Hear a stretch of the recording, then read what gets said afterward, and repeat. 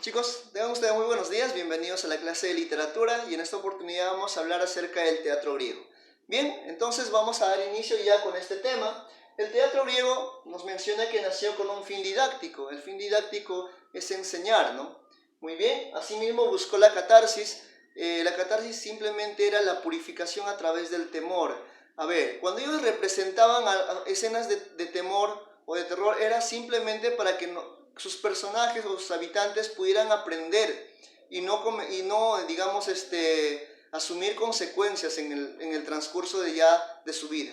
Muy bien, asimismo Tespis fue el iniciador del teatro, el padre del teatro fue Esquilo, Sófocles fue el máximo representante del teatro. Asimismo, en el teatro aquel entonces, después de la tragedia, nació la comedia. En esa comedia había nacido en las grandes fiestas dionisíacas, en honor al dios del vino, que es a Dioniso, ¿no? Y le pusieron el canto de aldeas. Asimismo, tenemos que entender que el teatro, o llamado teatrón, pues teatrón significa el lugar donde se representa, ¿ya? Tuvo unas partes, que es el teatrón, la orquesta y la legellón.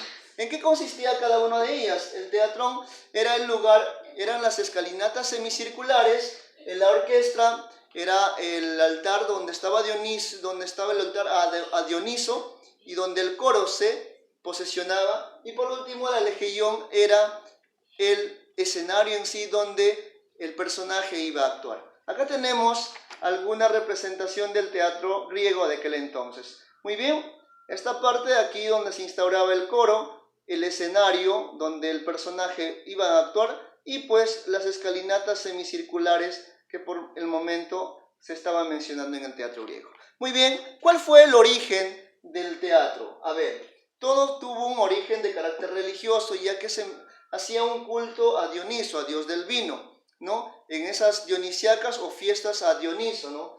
Sin embargo, habían unos cantores, los sátiros, ¿no?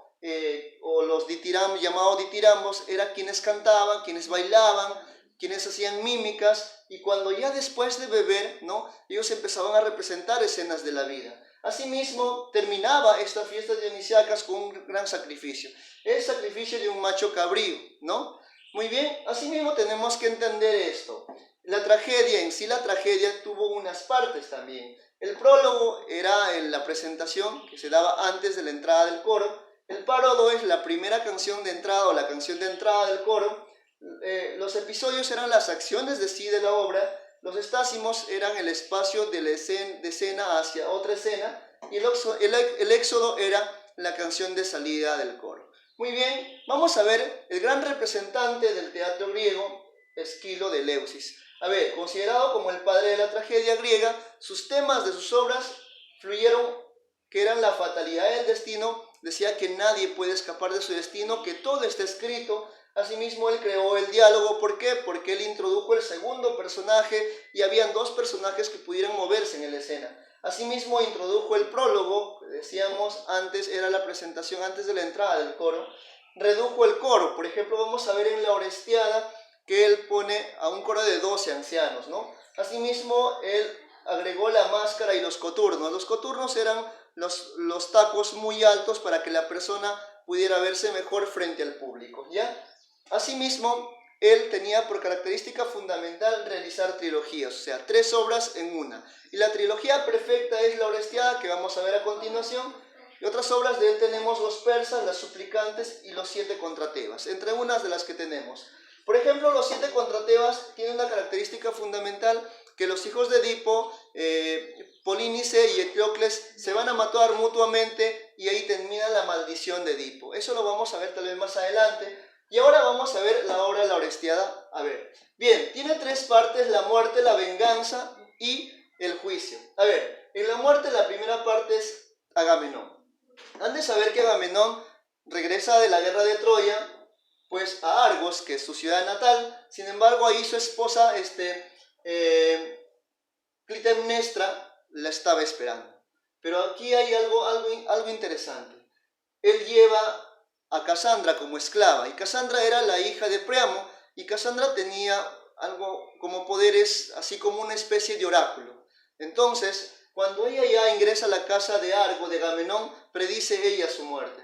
Y va a ser así, ¿no? Egisto, que es el primo de Agamenón, por cierto, que es la amante de su esposa, que es Clitemnestra, ambos van a confabular que cuando ni bien llega la van a dar muerte, y es así, eso es lo que ocurre, le dan muerte y pues matan a Agamenón, y no solamente a Agamenón, también la matan a Casandra, ¿sí? En eso termina la primera parte. La segunda parte, con las coéforas, ya Orestes, su hijo de Agamenón, se entera de que su padre ha sido muerto, entonces vuelve a la ciudad de Argos, se encuentra con su hermana, que es Electra, también Electra es hija de Agamenón. Ambos confabulan, ¿para qué? Para vengarse de la muerte de su padre, ¿sí? Van a vengar la muerte de su padre. ¿De qué manera? Orestes llega al palacio, va a llegar al palacio disfrazado, de alguna otra manera, como un extranjero. Entonces va a pedir a entrevistarse con Egisto y le van a ceder, y es en ese momento que le va a dar muerte a Egisto, y después van a matar a su madre, de esta manera convirtiéndose en parricidas estos hermanos. Finalmente, en esta parte, las Erinias o las furias vengadoras las van a atormentar y los van a perseguir. Termina la segunda parte. La tercera parte, que son las Euménides, ¿no? Orestes